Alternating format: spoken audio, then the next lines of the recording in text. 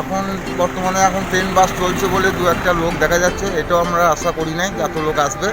আর গত মার্চে 24 তারিখের পর থেকে আমাদের বিশ্বভারতী সব বন্ধ হয়ে আছে, টুরিস্ট এমনিতেই কমে গেছিলো। তা মোটামুটি জানুয়ারি মাসের পর থেকে এই ফেব্রুয়ারি মাসে লাস্ট অবধি দু চারটে লোকজন যাওয়া আসা করছিল।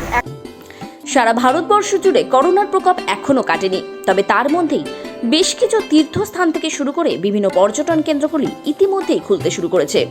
আমরা সবাই জানি বাংলার মধ্যে অন্যতম ভ্রমণের সেরা জায়গা শান্তিনিকেতন। আর এই বসন্তকালে শান্তিনিকেতনকে প্রকৃতি যেন একটু বেশি ঢেলে সাজায়। আর এই প্রকৃতির রূপের টানেই বহু দূর দূরান্ত থেকে ভ্রমণার্থীরা আসেন শান্তিনিকেতন ঘুরতে।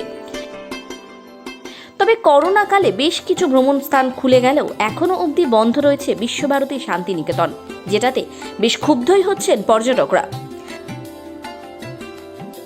ক্যাম্পাস বন্ধ জেনেও কেউ কেউ ঘুরতে আসছেন, আবার কেউ কেউ না জেনেই চলে আসছেন প্রকৃতির টানে। কি বলছেন পর্যটকরা, তাদের মুখ থেকে শুনবো সবটাই।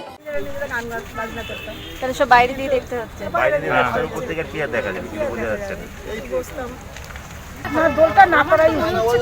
এখনো করোনা গ্রাফটা আবার নতুন করে বাড়ছে, তো এখন দোলটা বন্ধ করা হয়েছে। দোলে তো অনেক লোকের সমাগম হয়, তো আর মানে ইন্ডিভিজুয়াল স্পর্শও করা হয় রং মাখানোর জন্য। সুতরাং সেই ক্ষেত্রে করোনার প্রোটোকলটা মানলে দোলটা বন্ধ করা হতো।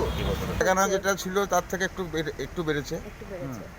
আর সামনে দোল অবধি একটু লোক থাকবে। পুরো বন্ধ ছিল। এখন টুরিস্ট কিরকম আসছে? টুরিস্ট ওই শনিবার রবিবারটা আসে, আর এমনি আসে টুকটাক, মানে দু একটা লোক আসছে ওই ছোট গাড়ি করে। আগে তো ট্রেন বাস আসলে এই পাশটা যেরকম বন্ধ আছে, তো তাও কি দেখতে আসছে লোকজন? হ্যাঁ, তাও আসছে। ইউনিভার্সিটির একটা মেন জায়গা না এটা।